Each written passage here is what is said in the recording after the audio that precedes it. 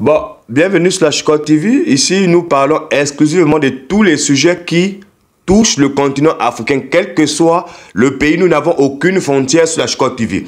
Nous revenons sur le cas de la République démocratique du Congo parce que, comme le disait le grand frère Kovi Rekmire, il nous disait que tous les panafricains doivent se saisir des problèmes qu'il y a en République démocratique du Congo parce que si l'Afrique peut avoir une chance de s'en sortir, ça passera par la République démocratique du Congo.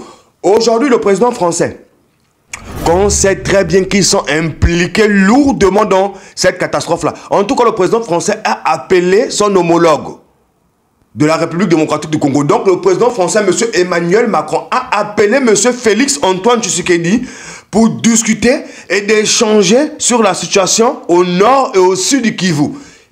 Il nous a mis cela sur Twitter pour nous dire sur quel point ils ont discuté. Donc, qu'est-ce qu'on fait? On récupère le message sur Twitter du président Emmanuel Macron.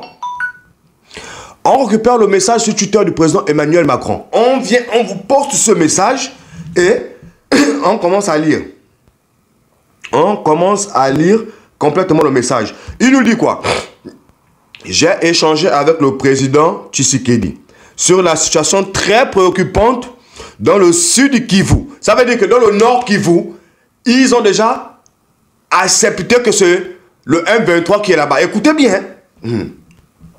Nous avons exprimé notre accord sur les points suivants. Ça, c'est les points que eux-mêmes, ils ont estimé qu'il faut vraiment parler sur ça.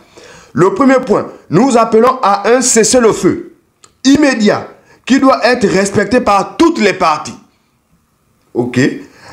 Le M23 doit immédiatement se retirer de Bukavu. Ça veut dire que le M23 qui n'est pas encore arrivé à Bukavu, ils sont en train de progresser en direction de Bukavu dans le sud de Kivu.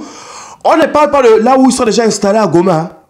C'est-à-dire qu'on ne parle pas de là où ils sont déjà installés à Goma parce qu'aujourd'hui, tout le monde considère que Goma n'est plus une ville de la République démocratique du Congo. En tout cas, pour les Occidentaux, ils sont totalement contents que Goma puisse être débarrassé de la République démocratique du Congo. Comme ça, eux-mêmes, ils vont pouvoir piller Goma sans passer par la République démocratique du Congo. On continue. De garanties de sécurité doivent être données pour permettre le retour sans délai des autorités civiles et militaires à Bukavu. Le M23 doit se retirer de l'aéroport de Kavumu et permettre les vols civils et humanitaires sans entrave. Ça veut dire quoi? Que ce message a été publié le 15 février 2025. Nous sommes en train de parler là, ça fait déjà plus de 2 semaines, 3 semaines que Goma est entre les mains du M23 et de Paul Kagame.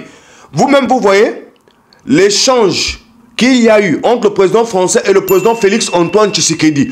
Ils n'ont rien parlé de Goma.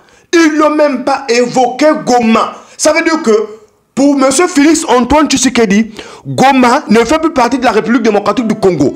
Pour le président Emmanuel Macron, Goma est devenue une province du Rwanda. Donc il ne peut plus s'adresser au Congo pour demander qu'on respecte les droits civils et humanitaires à Goma. Il va directement s'adresser à M. Paul Kagame. C'est incroyable. Hein? Dans toute leur discussion, ils n'ont rien parlé de Goma. Ils nous ont seulement parlé de Bukavu, de Kuvumu. Qu'est-ce qui se passe? Qu'est-ce qui se passe? Aujourd'hui, on ne parle plus de Goma. Donc, un endroit lourdement riche en ressources minières, lourdement riche en ressources naturelles, qui est là, Paul Kagame a mis la main sur cette ville, qui est l'équivalent au moins de 6 000 milliards de dollars. L'équivalent des ressources minières qui est sur le sol de Goma. Paul Kagame a mis la main sur ça. Et il va dispatcher ça à tous ses maîtres, notamment l'Angleterre, la France, les États-Unis et tout le reste. Et aujourd'hui, dans la discussion entre le président Macron et M. Félix Antoine Tshisekedi, ils n'ont plus parlé de Goma. Goma n'existe plus. Goma a été rayé de la carte du Congo. Et c'est ce que nous avons dit depuis longtemps. C'est comme ça aussi. Là, il commence à nous parler des histoires du sud Kivu. On n'a pas encore réglé les histoires dans le nord de Kivu. Vous commencez déjà à nous évoquer les histoires du sud du Kivu. Mais ça montre vraiment la faiblesse de ce genre de personnes-là. Vraiment. De toutes les manières, le président Félix Antoine Tshisekedi, nous savons déjà que, je vous dis clair et net, hein, lui-même il est à l'origine de ça, avec son ami Kabila. Ils sont à l'origine de la résurrection de M23.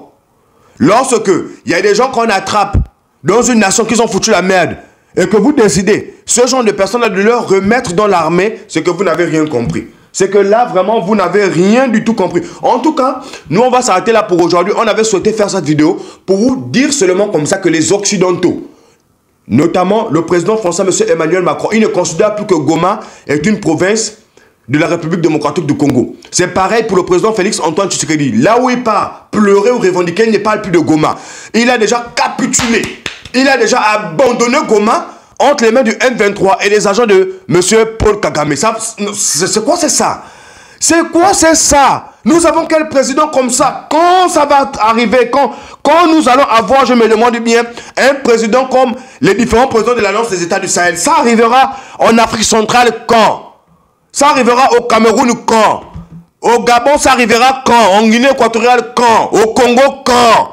Avec les Bassassous qui sont là-bas depuis 30-40 ans. À quel moment en Afrique centrale nous aurons des patriotes? On a l'impression que le seul endroit en Afrique où il y a vraiment une bouillabaisse, c'est l'Afrique centrale. Je vous dis bien, dans tous les endroits en Afrique, nous avons quand même les autres qui essayent de bouger, qui essayent de se secouer pour essayer d'avancer. Mais en Afrique centrale, c'est que de la bouillabaisse. Vous me parlez en Guinée équatoriale, où Todoro est là-bas, depuis de combien d'années? Son fils est en train de foutre du désordre avec les Balthazar qui violent les femmes de gens n'importe comment à cause de l'argent. Ne me parlez même pas du Cameroun, où le papy Paul Biya veut rester au pouvoir jusqu'à la mort. Alors qu'avec sa femme Chantal, qu'elle a attrapé le mari, qu'on va laisser faire soigner, on va vivre tranquillement, on va laisser les Camerounais se démerder. Vous me parlez en République du Congo, Sassou il est là-bas. On sait que ce n'est même pas quelqu'un du terrain, Denis Sassou Nguesso. C'est un nom Congo ça. Sassou Nguesso, c'est pas un nom même Congo. Déjà, il est là à la tête du pays. On le laisse être là, mais il veut encore rester durer pour durer. Ils sont dans une stratégie de durer pour durer. Donc, en Afrique centrale, on ne sait plus ce qui se passe là-bas. Pareil en République démocratique du Congo. Là-bas, c'est Félix Antoine Tshisekedi. Vous-même, vous voyez comment on vient de le chicoter là. Qui n'assure même pas la sécurité de la nation. Au Gabon, c'est Oli Nguema qui vient de prendre le pouvoir, qui enlève la famille Bongo. Lui-même, c'est directement un affilié de la famille Bongo. On a juste changé le nom. On a juste changé le nom. Là, ce n'est plus Bongo, là, c'est Oli Nguema. Mais je vous dis, on ne rentre pas dans ce débat-là parce que vous-même, vous connaissez. Lui, c'est un général qui a fait le coup d'État. Malheureusement pour lui, avant qu'il ne fasse son coup d'État, nous avons déjà le général Abdourahmane Tchani qui a fait le coup d'État au Niger. Nous avons aussi le colonel Assimi Goïta qui est passé général aussi. Donc le général Assimi Goïta qui a fait le coup d'État au Mali. Donc nous avons ces deux exemples dans lesquels 3 militaires avec le capitaine Ibrahim Traoré du Burkina Faso. Nous avons déjà ces exemples où 3 militaires ont fait le coup d'État et on a vu leur décision quand ils sont arrivés au pouvoir. Le cas du Gabon c'est totalement différent. Hein. Le président gabonais n'a jamais renégocié les contrats miniers avec toutes les entreprises occidentales qui sont installées au Gabon. Ça veut dire déjà que vous-même, vous pouvez connaître dans quel sens nous le classons. La première des choses, lorsqu'on arrive au pouvoir, qu'on est un militaire, on règle les problèmes de contrats miniers. Là où nos anciens présidents ont signé des contrats dérisoires dans lesquels nos nations ne touchent même pas plus de 10% des ressources ou des bénéfices liés à l'exploitation des ressources minières que nous avons sur nos sols. Donc on est obligé de renégocier ces contrats-là avec différentes entreprises. Ce n'est pas le cas du Gabon. Donc je vous dis, l'Afrique centrale, c'est une bouillabaisse, c'est pas possible. C'est un endroit en Afrique où c'est vraiment imprégné que du désordre. Que du désordre. Nous avons besoin des patriotes de là-bas qui ressurgissent et qui prennent les nations entre leurs mains. Nous allons nous arrêter là pour aujourd'hui. C'était Big L sur HCOT TV. On se retrouve pour un prochain programme. Allez, ciao, ciao.